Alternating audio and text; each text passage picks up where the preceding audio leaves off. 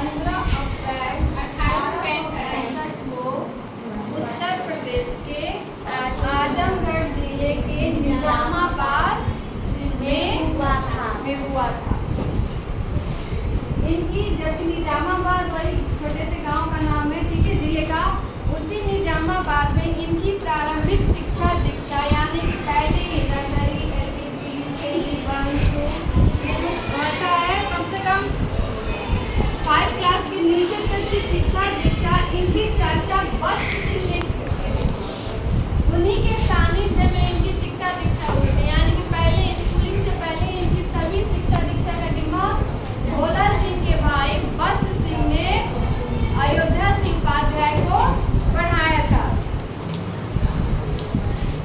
जैसा कि मैंने बोला, और कुछ ये सब हो गया सानिध्य हुई, और घर पर ही संस्कृत का और फारसी का भी अध्ययन किया। 2 भाषाओं का अध्ययन भी वस्त सिंह ने ही कराया था। बताओ, इतने सारे लैंग्वेज के ज्ञान था। समझो कि ये बच्चे बिना स्कूल गए, स्कूलिंग छोटे क्लास में लगभग 1 क्लास तक बिना विद्यालय गए हर प्रकार की शिक्षा इनके चचा ने दे दी। चचा कौन? वस्त सिंह ने। और उसके बाद इनकी हायर यानी उच्च शिक्षा के लिए, यानी हायर एजुकेशन के लिए इनको बनारस भेजा गया, यानी निजामाबाद से बनारस भेजा गया, और वहाँ पे हायर एजुकेशन के लिए क्वींस कॉलेज में इनका दाखिला हुआ, यानी कि एडमिशन हुआ था। वहीं पे इनकी पढ़ाई लिखाई हुई, और पढ़ाई लिखाई के साथ क्योंकि इसके साथ एक और इशू था, हरिओम जी हमेशा बीमार रहते थे, कुछ न कुछ आए दिन हुआ रहता था।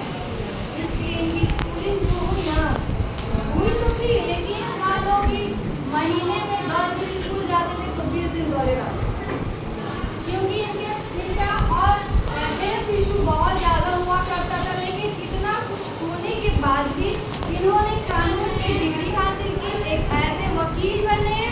वकील कब बने? 1889 ईस्वी में ये एक ऐसे वकील के रूप में नियुक्त हुए। लेकिन हरिओम जी, हम बोले बचपन में जब इतने बच्चे तेज हैं, बखारी पर इतनी सारी चीज़ की शिक्षा दीक्षा ले ली, लेकिन कहा जाता है ना, जब घर पे कोई बड़ा बुजुर्ग हो और जो एजुकेटेड हो, चाहता है कि अपने घर के बच्चों को मैं स्वयं ही शिक्षा दीक्षा कर लूँ, तो घर के बच्चे घर के लोगों से नहीं पढ़ते, चाहे वो DM ही क्यों ना हो, कोई भी नहीं पढ़ते, डरते ही नहीं है।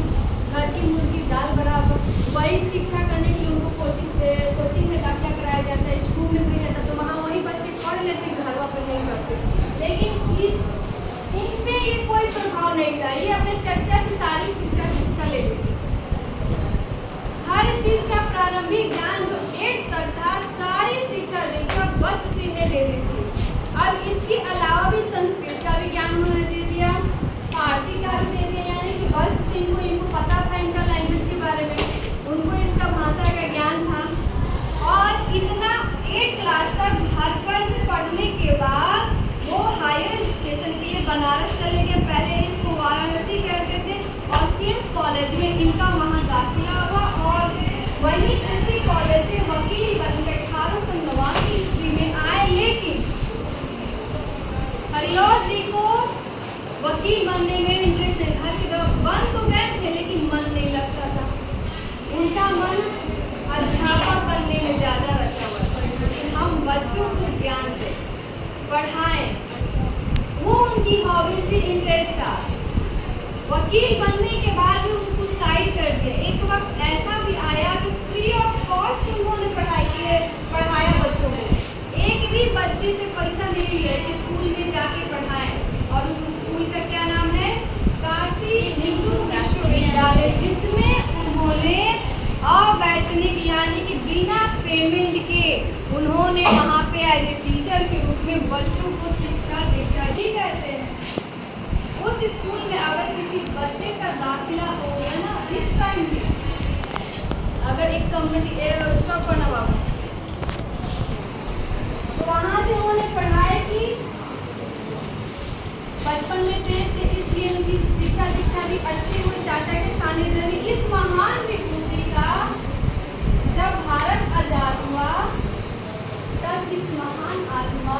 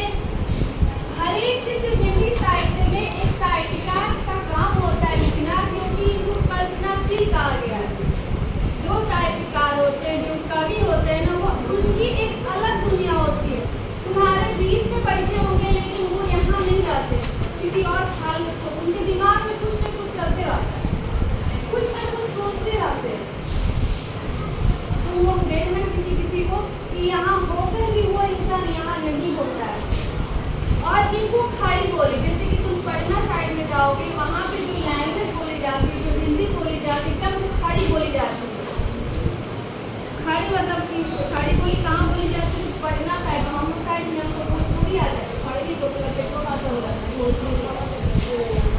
शुद्ध जो भाषा है वो पटना में, और खड़ी बोली के ही इनको व्याख्याता कहीं के जैसा खड़ी बोली में व्याख्याता और कोई दूसरा है ही नहीं। देखो तो लाइन में लिखा है कि खड़ी बोली को काव्य भाषा के पद पर प्रतिष्ठित करने वाले कवियों महत्वपूर्ण है। यानी हरिऔध जी के सिवा ऐसा कोई व्यक्ति नहीं जो खड़ी बोली में काव्य भाषा में अपनी रचना की हो। काव्य भाषा किसे कहते हैं? काव्य खंड किसे कहते हैं? काव्य खंड किसे कहते हैं? नहीं पता? काव्य भाषा कहते हैं, काव्य खंड कहते हैं।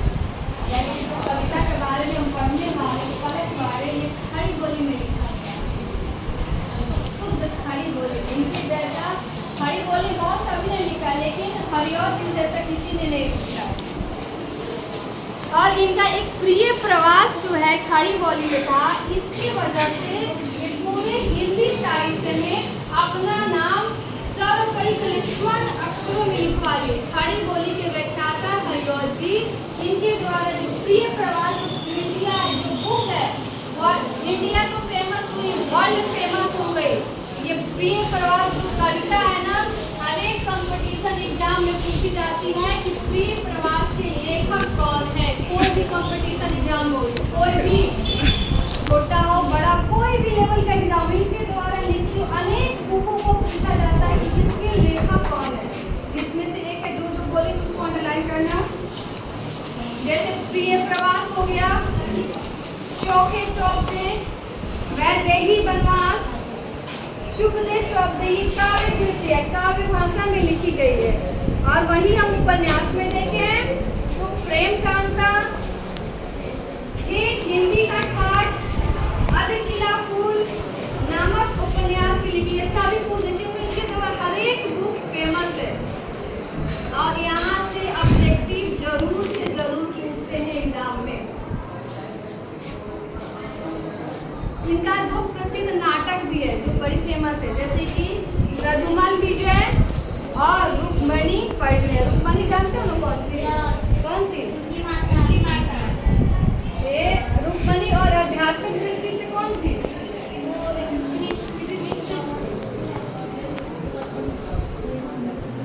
बताओ, कोई बताएगा आध्यात्मिक दृष्टि से रुक्मणी का क्या संबंध है?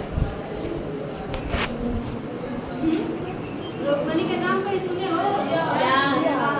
कृष्ण जी की वाइफ, क्या नाम हुआ है? उन्हीं के बारे में इन्होंने लिखा है, नाटक के रूप में लिखा है। ये दोनों इम्पोर्टेंट है। हरिऔध जी ने कबीर वचनावली का संपादन भी किया, जिसकी वैधता आज तक बनी हुई है।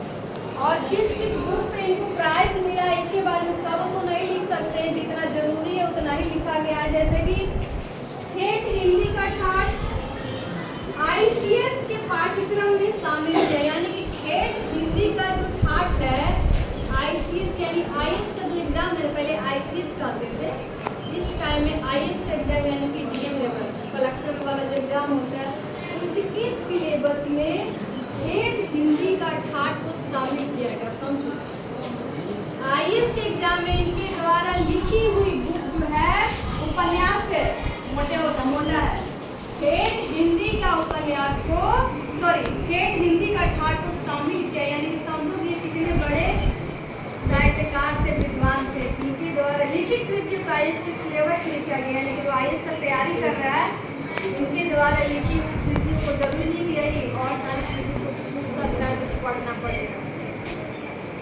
तो समझ सकते हो जो इंडिया का सबसे नंबर 1 एग्जाम है, इसके सिलेबस में इनके द्वारा लिखी बुक का शामिल किया गया।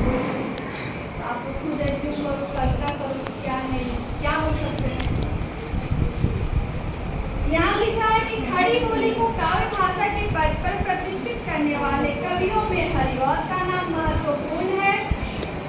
और ये कब अब कमाई, यानी कि 19वीं शताब्दी के अंतिम दशक में, भी 19वीं शताब्दी खत्म हो गई थी और 20वीं शताब्दी उभर गई थी। यानी अंतिम दशक में साहित्य के क्षेत्र में आने वाले हरिओल आरंभ में यानी पहले नाटक कैसे कैसे ये लिखे जब ये कवि बने। सबसे पहले नाटक लिखा उन्होंने, तब उपन्यास लेखन किया और उपन्यास लेखन की ओर आकृष्ट हुए में अट्रैक्ट हुए। परंतु उनकी प्रतिभा का विकास वस्तुतः कवि के रूप में यानी कवि यानी कि जब वो कविता लिखे तब उनके रूप में फेमस हुआ। हरिओल को कवि के रूप में सर्वाधिक प्रसिद्धि उनकी प्रबंध काव्य प्रिय प्रवास के कारण मिले। प्रिय प्रवास के कारण ये हाईलाइट हुए, फेमस हुए। इसी काव्य कृति के कारण उन्हें खड़ी बोली का प्रथम महाकवि होने का श्रेय मिला। यानी इसको अंडरलाइन कर दीजिएगा। हम पूछ सकते हैं काव्य कृति के कारण खड़ी बोली का प्रथम महाकवि कौन है, तो आपको क्या बोलोगे? हाँ, अयोध्या सिंह उपाध्याय हरिओल।